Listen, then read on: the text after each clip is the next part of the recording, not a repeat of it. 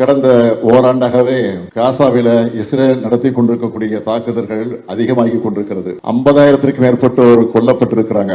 ஓராண்டுல காசாவோட பெரும் பகுதி அழிக்கப்பட்டிருக்கு. காசாவில நடந்துகிட்டு இருக்கக்கூடிய இரக்கமற்ற படுகொலைகள் உடனடியாக நிறுத்தப்படணும். இதுதான் இந்த கூட்டத்தினுடைய நோக்கமாக அமைந்திருக்கிறது. இதுக்கான முயற்சிகளை இந்திய ஒன்றியத்தை ஆளக்கூடிய பாஜக அரசு வேகமாக மேற்கொள்ள வேண்டும் என்று இந்த கூட்டத்தின் மூலமாக எல்லோர் சார்பிலும் நான் கேட்டுக்கொள்ள கடமைப்பட்டிருக்கிறேன். ஐக்கிய நாடுகள் சபை மற்றும் பன்னாட்டு அமைப்புகளுடன் இணைந்து காசாவில அமைதியை நிலைநாட்டவும் மனிதாபிமான உதவிகளை செய்யவும் இந்திய அரசு முயற்சிக்க வேண்டும் என்று நான் கேட்டுக்கொள்கிறேன். வருகிற 14ஆம் நாள் தமிழ்நாடு சட்டமன்ற கூட்டத்தொடர் நடைபெறவிருக்கிறது. இந்த கூட்டத்தொடர்ல காசாவில இஸ்ரேல் நடத்தி கொண்டிருக்கக்கூடிய தாக்குதலை கண்டிச்சும் அங்க உடனடியாக போர் நிறுத்தம் தேவை என்பதை வலியுறுத்தியும் அதுக்கான முயற்சிகளை இந்திய அரசு எடுக்க வேண்டும் என்ற கோரிக்கை வச்சும் சட்டமன்றத்தில் தீர்மானம் கொண்டு வரப்படும்.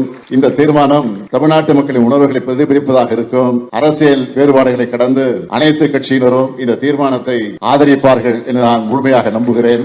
இந்த ஆர்ப்பாட்ட கூட்டம் மூலமாக காசா மீதான இஸ்ரேல் தாக்குதலுக்கு என்னுடைய கடுமையான கண்டனத்தை நான் தெரிவித்துக் கொள்கிறேன்.